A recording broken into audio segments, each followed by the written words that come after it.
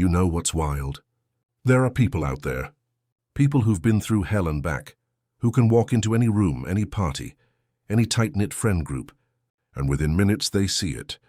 The invisible strings, the unspoken contracts, the whole goddamn puppet show that everyone else is pretending doesn't exist. And when they point it out, when they ask the one question nobody's supposed to ask, the whole thing falls apart, not because they're mean, not because they're trying to ruin anything, but because they refuse to pretend. They refuse to play along with the script everyone else memorized without realizing it. If you've ever felt like the outsider who sees too much, the one who makes people uncomfortable just by existing, this is for you. Let's start with the uncomfortable truth. Most friend groups aren't held together by love. They're held together by fear. Fear of being alone. Fear of being left out. Fear of losing the only people who make them feel like they belong. And here's the thing. That fear, it's the glue. It's the foundation. It's the whole reason the group exists in the first place. But nobody says it out loud. Instead, they call it loyalty. They call it having each other's backs. They call it being ride or die. They call it being there no matter what. But strip away the Instagram captions and the group chat inside jokes, and what you're really looking at is a room full of people who are terrified of what happens if they step out of line. Let me tell you about someone. Let's call her Sarah. Sarah was part of a college friend group. 6 women who'd been inseparable since freshman year. They did everything together, matching Halloween costumes, spring break trips, Sunday brunches that turned into all-day affairs. From the outside, goals, absolute friendship goals, but Sarah started noticing something around junior year. Every time she suggested something different, a new restaurant, a different activity, questioning why they always had to go to the same bar, there was this tension, not outright conflict, just this subtle shift in energy.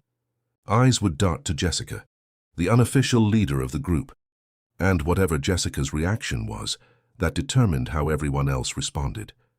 If Jessica smiled and said sure, everyone was on board.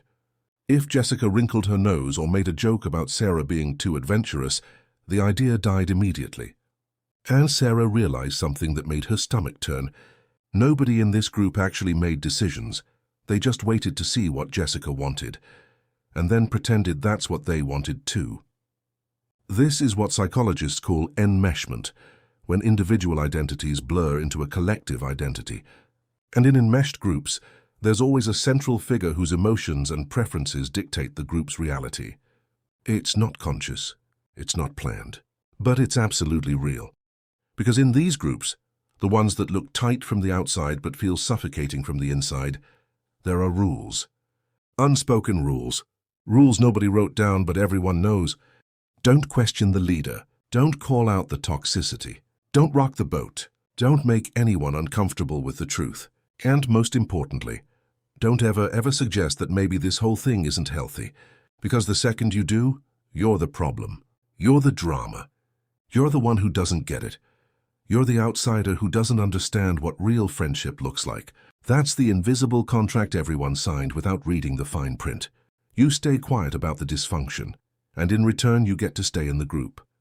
You ignore the manipulation, and in return, you get to avoid the terror of being alone.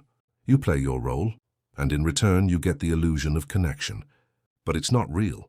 It's a transaction disguised as friendship. Research from the Journal of Social and Personal Relationships shows that people in enmeshed friendships report higher anxiety levels and lower life satisfaction than those in healthier, more autonomous relationships. The constant monitoring of group dynamics, checking who's in favor, who's upset, what's allowed, creates a state of chronic stress that most people don't even realize they're experiencing. And the people who've been through trauma, the ones who've already lost everything and rebuilt themselves from the ground up, they see it immediately, because they've already lived through the worst-case scenario everyone else is afraid of. Here's the thing about people who've been through serious trauma and come out the other side. They don't have the luxury of denial anymore. When your life has already been shattered, when you've already experienced abandonment, betrayal, loss, abuse, whatever it was, you lose the ability to pretend things are fine when they're not. You lose the ability to ignore red flags. You lose the ability to convince yourself that toxic behavior is just how things are, because you've already paid the price for ignoring those things once, and you're not doing it again. There's actual neuroscience behind this. When someone experiences significant trauma, their amygdala, the brain's threat detection system, becomes hypervigilant. It's constantly scanning the environment for potential danger. This is what therapists call hyperarousal, and while it can be exhausting in everyday life, it also gives trauma survivors an almost supernatural ability to detect subtle social threats that others miss entirely. Dr. Bessel van der Kolk, in his groundbreaking book, The Body Keeps the Score, explains that trauma survivors often develop what he calls exquisite attunement to emotional atmospheres. They can sense anger before it's expressed. They can feel tension before it escalates. They can detect dishonesty through micro-expressions and tonal shifts that most people aren't consciously aware of. So when a trauma loner walks into a friend group, even a group that looks happy and functional from the outside, they're scanning. Not consciously, maybe, not with a checklist, but their nervous system is doing it for them. They're noticing who interrupts who gets talked over, who's constantly apologizing for things that aren't their fault, who's walking on eggshells, who's making themselves smaller to make someone else comfortable.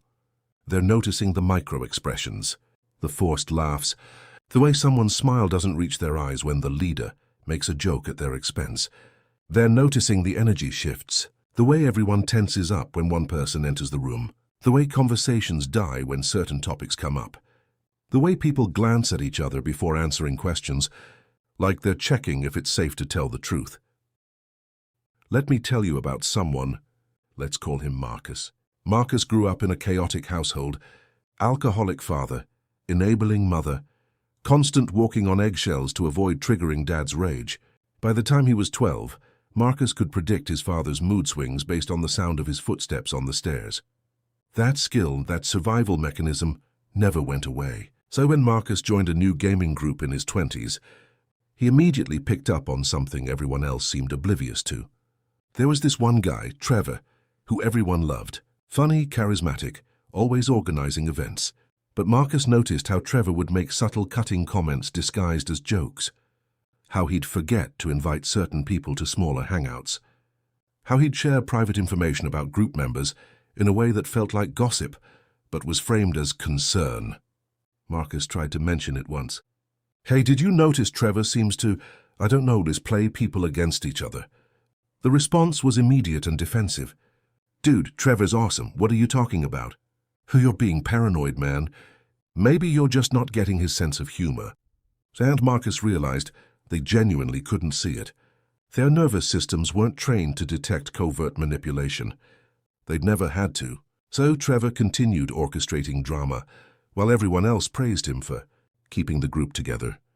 This is an example of what psychologists call covert narcissistic manipulation, where control and power are exercised through subtle, deniable means rather than overt aggression. And trauma survivors, especially those who grew up in dysfunctional family systems, can spot it instantly because they lived it. And they're noticing the loyalty tests. Oh, the loyalty tests. The subtle, and sometimes not so subtle, ways the group checks to make sure everyone's still on board with the dysfunction. You're still cool with us, right? You're not like those other people who don't get us, right? You wouldn't leave us, right? It's not about friendship. It's about compliance. It's about making sure everyone stays in their assigned role. Making sure nobody starts questioning the script. And trauma-born loners, they see it. They feel it. They know it, because they've already been through the fire. And they're not about to walk back into it, just to feel included. Let's talk about what loyalty actually means in these groups, because it's not what you think. In a healthy friendship, real loyalty is mutual respect. It's showing up for each other. It's being honest even when it's hard. It's caring about each other's well-being. But in a toxic friend group, loyalty means something completely different. It means never calling out bad behavior. It means defending the group even when the group is wrong. It means prioritizing the group's image over individual truth. It means sacrificing your own boundaries to keep the peace.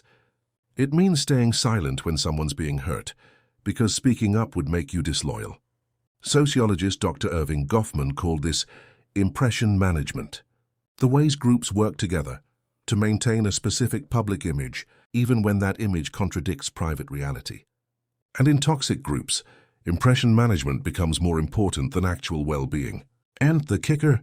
This version of loyalty only flows one direction. You have to be loyal to the group, but the group doesn't have to be loyal to you. You have to defend them, but they'll throw you under the bus the second it's convenient. You have to show up for them, but they'll ghost you the moment you need something. Because the loyalty isn't about connection. It's about control. Let me tell you about the corporate friend group that wasn't really friends. There were 5 women who worked together at a marketing agency. They did lunch every day, happy hours every Friday. They called themselves the work wives. But here's what was actually happening. They all talked shit about each other. Constantly. Rachel would vent to Jennifer about how annoying Ashley was. Then Jennifer would immediately text Ashley to tell her what Rachel said. Ashley would then weaponize that information to subtly undermine Rachel in meetings. But when they were all together, smiles, hugs, love you, girl. This is what's known as triangulation, a manipulation tactic where communication happens through a third party rather than directly between the people involved. It creates a constant state of suspicion and competition while maintaining the appearance of closeness. One day, a new employee, Keisha, joined the team. She'd been through some rough years after losing her sister to cancer. She'd done therapy. She'd done the work. She'd rebuilt herself. And within 2 weeks, Keisha saw the whole operation. She watched the lunch conversations carefully. She noticed how every story was actually a strategic information dump. How every confession was really a chess move. How every, "I'm telling you this because I trust you," was actually, "I'm telling you this so you'll do something with this information." When Jennifer tried to pull Keisha into the gossip cycle, "Can you believe what Rachel said about Ashley?" Keisha just smiled and said, "I don't really know Ashley well enough to have an opinion on that." The table went silent. Jennifer tried again. "But don't you think it's messed up? I think if Rachel has an issue with Ashley, she should probably talk to Ashley." The energy shifted immediately. What Keisha did there is called refusing to triangulate, declining to participate in indirect communication patterns and redirecting toward direct, honest interaction. It's a simple technique, but it completely disrupts toxic group dynamics. It's about maintaining the hierarchy, maintaining the roles, maintaining the illusion that everything's fine. And the glue holding it all together, fear of abandonment. Everyone in the group is terrified of being the one who gets kicked out, the one who gets iced out, the one who becomes the cautionary tale. So they comply. They agree with opinions they don't hold. They participate in gossip they don't believe. They ignore behavior they know is wrong, because the alternative, being alone, feels worse. Except it's not worse, and trauma-born loners already know that. Here's where it gets interesting. When you've been forced into isolation, either by trauma, by circumstance, by choice, or by all three, you develop a specific kind of clarity. The kind that comes from not needing anyone's approval to survive. The kind that comes from already having lived through your worst fear. The kind that comes from realizing that being alone isn't the same thing as being abandoned. Psychologist Dr. Carl Jung called this individuation, the process of becoming a psychologically distinct individual, separate from collective identity. And while most people gradually individuate throughout their lives, trauma can accelerate this process. When you've already been isolated, when you've already survived being alone, the threat of isolation loses its power over you. And that detachment, that emotional distance, gives you a perspective most people in the group don't have. You're not emotionally invested in maintaining the illusion. You're not terrified of losing your spot in the hierarchy. You're not clinging to the group because you're afraid of what happens if you let go. So you see things objectively. You see the manipulation for what it is. You see the emotional blackmail. You see the guilt tripping. You see the gaslighting. You see the scapegoating. And you see how exhausting it all is, how much energy everyone's spending, just to maintain a friendship that doesn't actually make them happy. How much they're sacrificing, their authenticity, their boundaries, their self-respect, and just to avoid being alone. Let me tell you about the neighborhood mom group. 8 women, all with kids around the same age, who met at the local park and formed a support system. But there was one woman, Diane, who seemed to need support more than she gave it. Her kid was always having a meltdown. She was always running late. She always had some crisis that required everyone to drop everything and help. And everyone did, because that's what friends do, right? Except it was never reciprocal. When other moms needed help, Diane was suddenly unavailable, too overwhelmed, too stressed, couldn't possibly take on one more thing.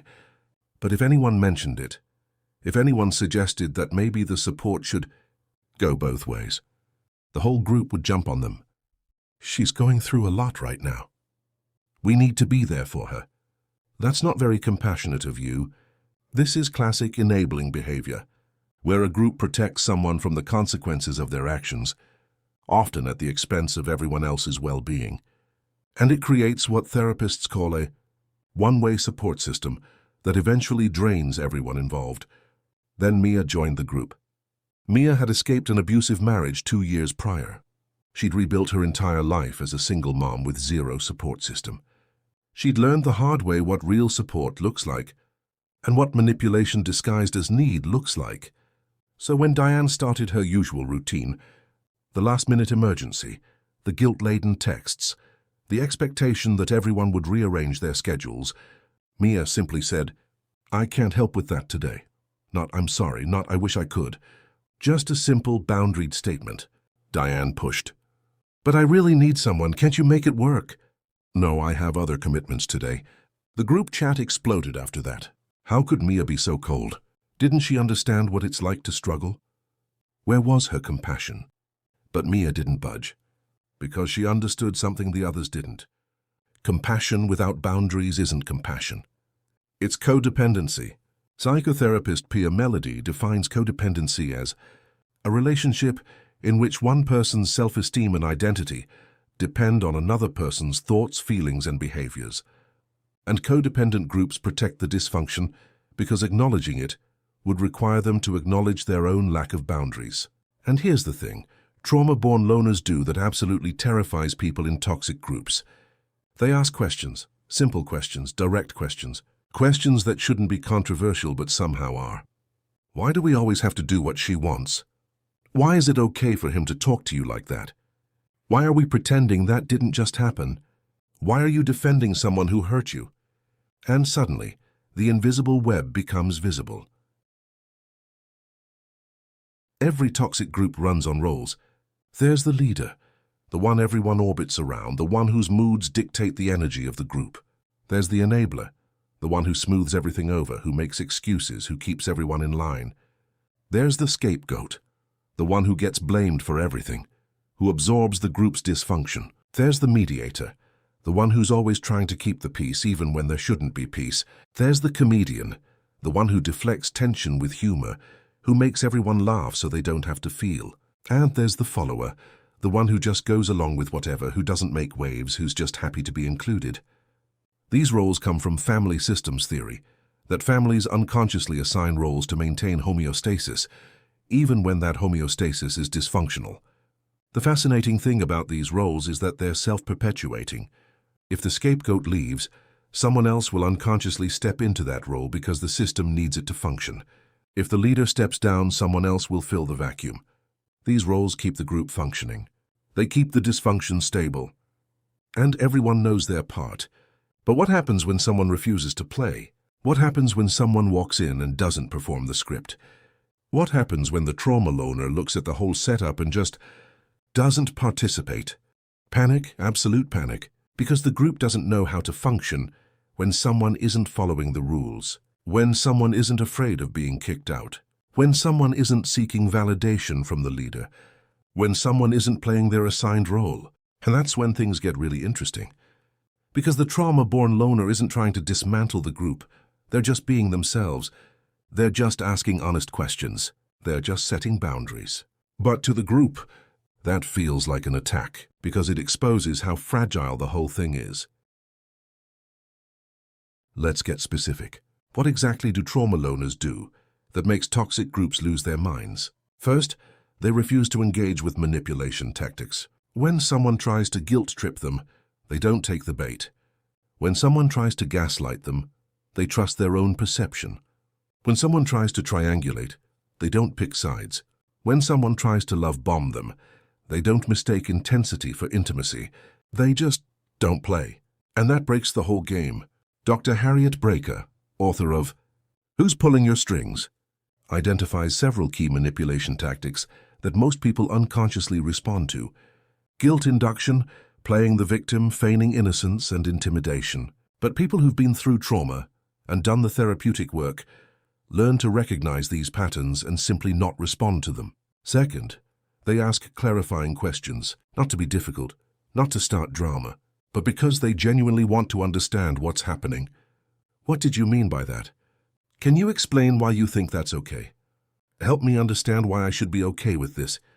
This is a technique used in cognitive behavioral therapy called Socratic questioning, asking questions that gently expose logical inconsistencies or prompt deeper reflection.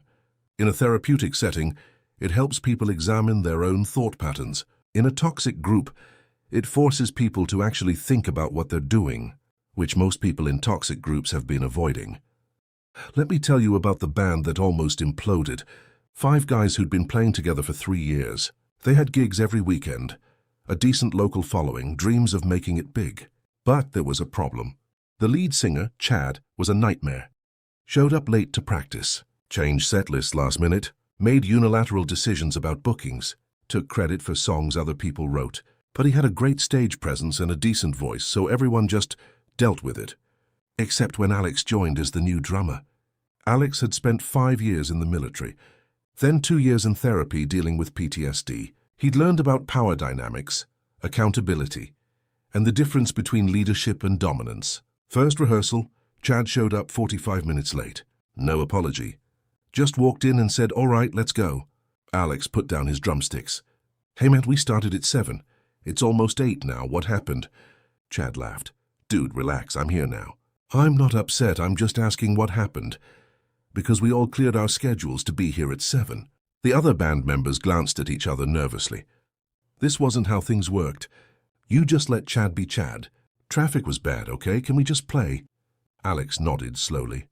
Okay, so in the future, if you're going to be late, can you shoot us a text? Just so we know whether to wait or run through stuff without you? It was a completely reasonable request.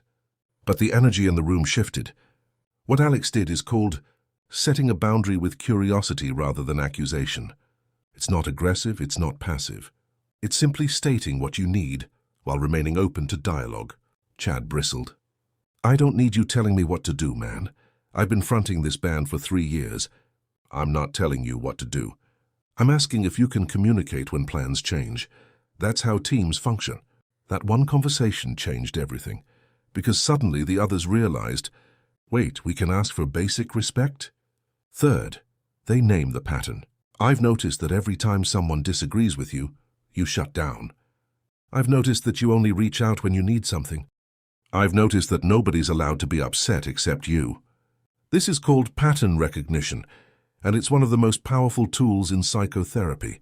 When you name a pattern, you make the unconscious conscious. You turn "that's just how things are" into "this is a specific behavior with specific consequences." And naming the pattern, making the invisible visible, is like turning on the lights during a magic trick. Suddenly everyone can see the strings. Fourth, they set boundaries without apologizing. I'm not comfortable with that. I'm not doing that. That doesn't work for me. No justification, no over-explaining, no guilt. Just a simple statement of fact. Boundaries researcher Dr. Henry Cloud explains that healthy boundaries are simply a personal property line that marks those things for which we are responsible. They're not walls meant to keep people out. They're fences that define where you end and someone else begins. And that refusal to negotiate their own boundaries terrifies people who are used to everyone bending. Fifth, and this is the big one, they're willing to walk away. They're not holding on for dear life. They're not convincing themselves it'll get better. They're not staying because they're afraid of being alone. They're there because they choose to be, and the second it stops being healthy, they'll choose differently. And that power, the power to leave, shifts everything.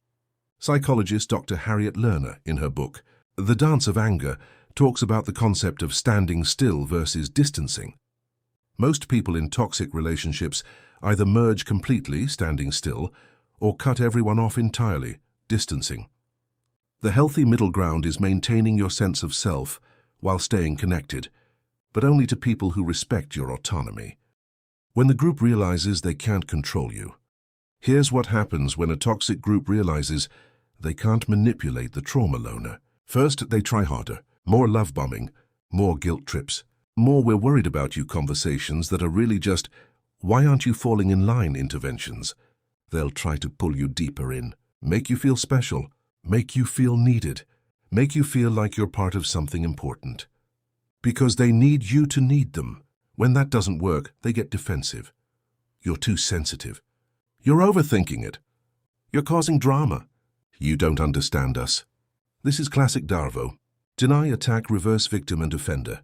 It's a manipulation technique where the person being called out flips the script to make themselves the victim and the person speaking up the aggressor. They'll try to make you doubt your perception, make you feel like the problem is you, not the dysfunction you're pointing out. When that doesn't work and they get angry, the mask slips. The "we're just concerned" turns into "who do you think you are?" The "we love you" turns into "you're not even a real part of this group anyway." The artificial loyalty crumbles, and you see what was always underneath: control, power, fear. Let me tell you what happened when Jake finally spoke up. Jake had been part of a fantasy football league for 7 years. Same 12 guys since college. They treated it like a religion. But over the years it had gotten toxic. The group chat was constant, hundreds of messages a day. If you didn't respond quickly, guys would call you out. If you made a bad trade, they'd mock you for weeks. The draft party was mandatory, even though it was always scheduled for a weekend that didn't work for everyone. The commissioner, Brett, ran everything with an iron fist. His rules, his schedule, his way or the highway. Jake had been through therapy for work-related burnout. He'd learned about healthy boundaries, about choosing where to invest his energy, about not letting other people's expectations dictate his life. So when Brett sent out the draft date, a weekend Jake had already planned a trip with his wife, Jake simply said, "That doesn't work for me this year. Can we look at other dates?" The response was immediate. "We've done this weekend for 7 years. Just change your plans. Your wife will understand." Jake took a breath and typed, "No, I'm not changing my plans. I asked if we could look at alternatives. If that doesn't work for everyone, I understand, but I won't be able to participate this year." The group chat exploded. Brett messaged him privately. "What's your problem, man? You've been weird lately." "I don't have a problem. I have a plan that weekend and I'm not available. It's one weekend. We've been doing this for 7 years. And I've been there for 7 years. This year I'm not available. It's not personal." "It feels personal." "That's not my responsibility, Brett." That last line, that refusal to take responsibility for someone else's feelings, ended the friendship. This is what therapist Nedra Glover-Tawwab calls boundary pushback. The negative reaction people have when you set limits they're not used to. The pushback isn't about the boundary itself. It's about the loss of control over you. When that doesn't work, they panic. Because if you're not afraid of being excluded, what leverage do they have? If you're not desperate for their approval, how do they keep you in line? If you're not playing by their rules, how does the game continue? And that's when they either kick you out or they start to unravel. Because your presence, your refusal to participate in the dysfunction, is holding up a mirror, and they don't like what they see. Why they protect the dysfunction instead of fixing it. Here's the part that breaks people's brains. When you point out the toxicity, when you make the invisible web visible, the group doesn't thank you. They don't go, "Oh wow, you're right, we should change." They double down.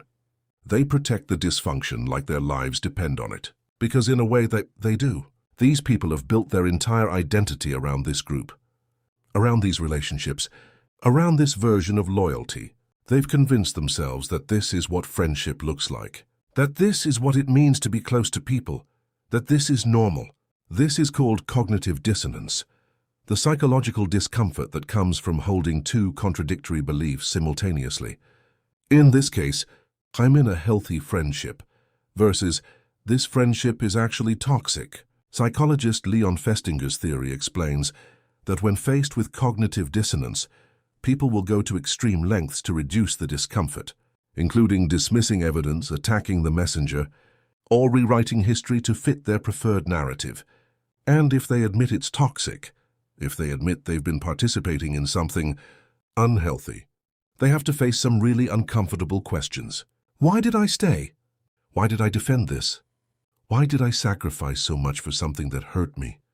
What does it say about me that I couldn't see it?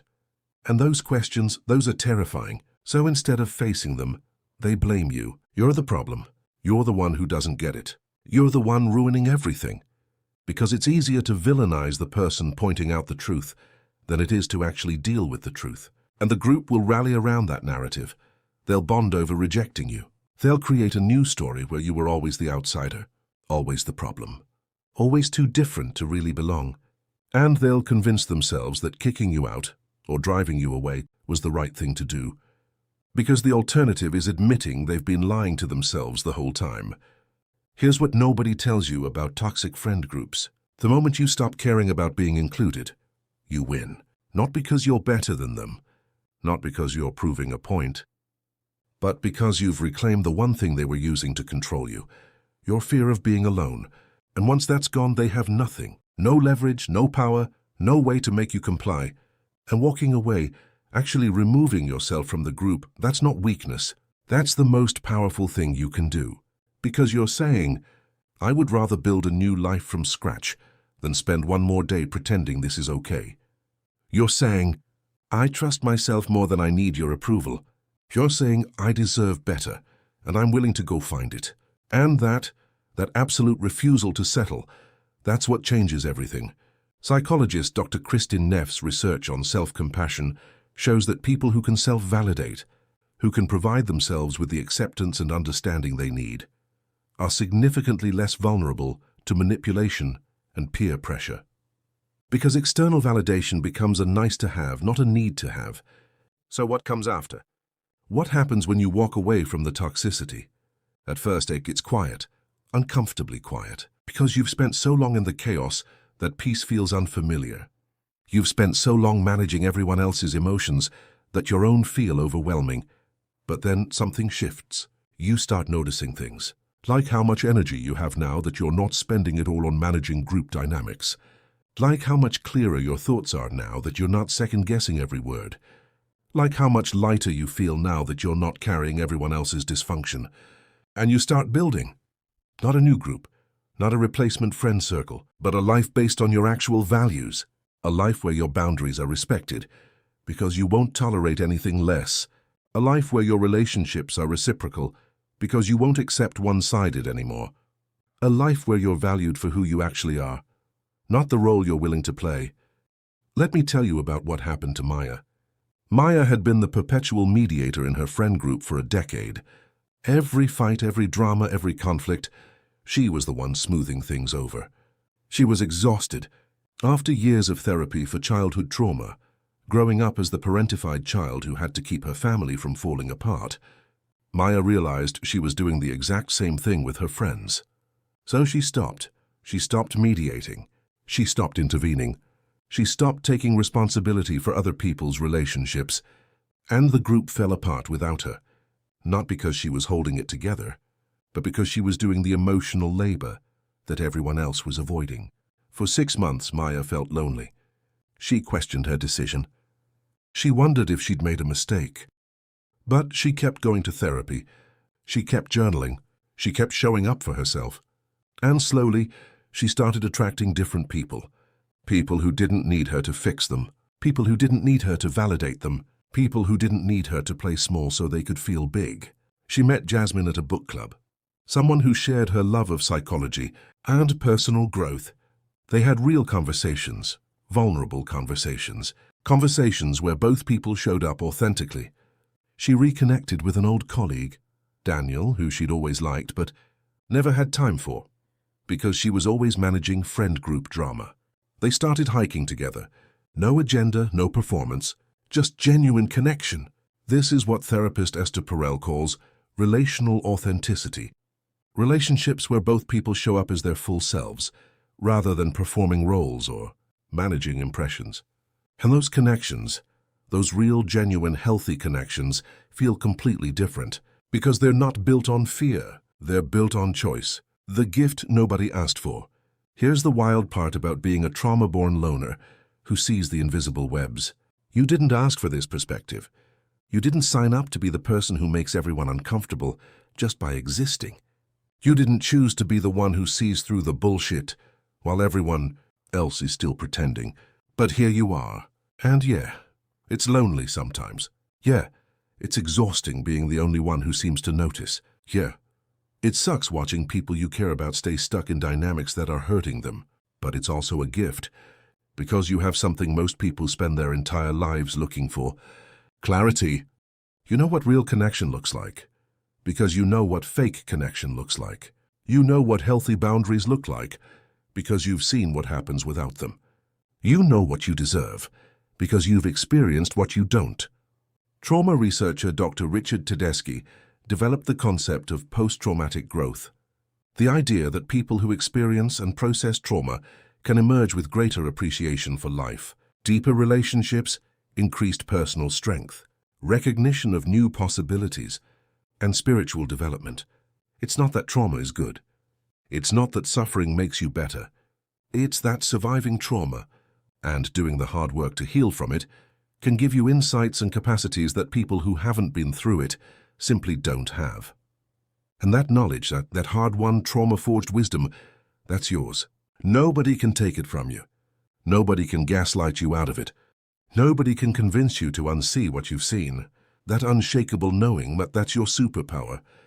If you made it this far, if you're someone who's felt like the outsider who sees too much, I want you to know something. You're just awake in a room full of people who are still sleepwalking. And that's not your fault. But it is your responsibility, to yourself, to stop dimming your light just so other people can stay comfortable in the dark. Because the truth is, you can't save people from dynamics they're not ready to leave. You can't force people to see what they're not ready to see. You can't make people choose health when they're still addicted to the dysfunction. All you can do is protect your own peace, honor your own truth, and trust that the right people, the real ones, will find you when you stop chasing the fake ones. So if this resonated with you, if you've ever been the trauma loner who walked into a friend group and immediately saw the invisible strings, drop a comment below. Share your story. Share what you saw. Share what happened when you refused to play along. Because I guarantee you, you're not alone in this. There are thousands of people out there who've had the exact same experience, who've been called dramatic for pointing out dysfunction, who've been excluded for refusing to participate in toxicity, who've been vilified for simply telling the truth. And they need to hear that they're not crazy, that their perspective is valid, that their isolation is actually their liberation. So let's build a community of people who refuse to settle for artificial loyalty, who choose solitude over toxicity, who see the invisible webs and walk away anyway. Hit that subscribe button if you want more content like this. Real talk about the psychological dynamics nobody else wants to address. Smash that like button if this video made you feel seen. And share this with anyone who needs to hear that being the outsider isn't a weakness. It's a strength, because the world needs more people who refuse to play the game. More people who trust their instincts. More people who choose truth over comfort. And that person, that could be you. So go build something real. Go protect your peace. Go choose yourself. Because you deserve friendships that don't require you to betray yourself. And until those show up, solitude is the most loyal friend you'll ever have. I'll see you in the next one.